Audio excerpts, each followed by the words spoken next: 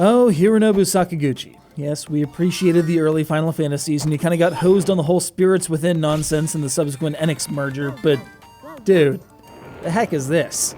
An RPG, kinda, top-down action, kinda thing. Away Shuffle Dungeon is the kind of game that could only possibly make sense on the DS. And generally speaking, that's a tough situation to be in. It's generally a watchword for gimmicky. You know, I'll just go with that. Away Shuffle Dungeon is gimmicky as all get out, but it still manages to bring some interesting concepts to the RPG space, in a context that totally wouldn't work anywhere else ever. So make of that what you will.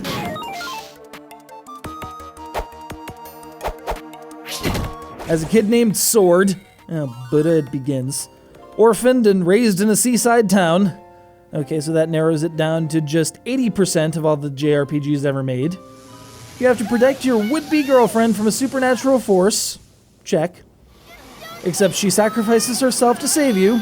Double check. And then the entire village disappears. Good job, I think you've hit pretty much everything you need on the old checklist.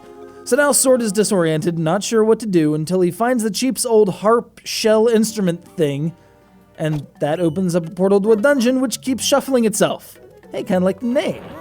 What results is a weird kind of dungeon crawl, certainly more action-oriented than roguelikes or straight-up RPGs, where you gotta hit targets with the quickness, bob and dodge through tunnels, and first and foremost, make sure you're not on the unstable half of the dungeon when it shuffles, else you're screwed.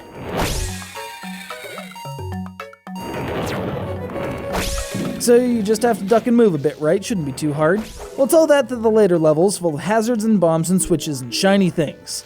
Through it all, you've got your standard assortment of RPG-ish weapons like swords and axes, armor upgrades, and cute little creatures that follow you around and can be expended to cast magic of various forms. These power you through the dungeons, whereupon you run aground of a big freaking boss thing and just go toe-to-toe with it in a more isometric view.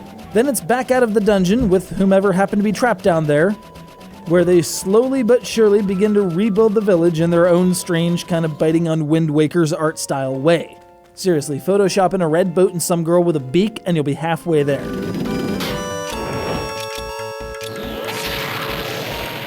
Yes, Away Shuffle Dungeon has the names Hironobu Sakaguchi and Nobuo Uematsu affixed to it, but you're not going to be playing, or hearing for that matter, anything Final Fantasy tier out of this. Though, like most Uematsu soundtracks, there will be one or two tunes that keep you humming.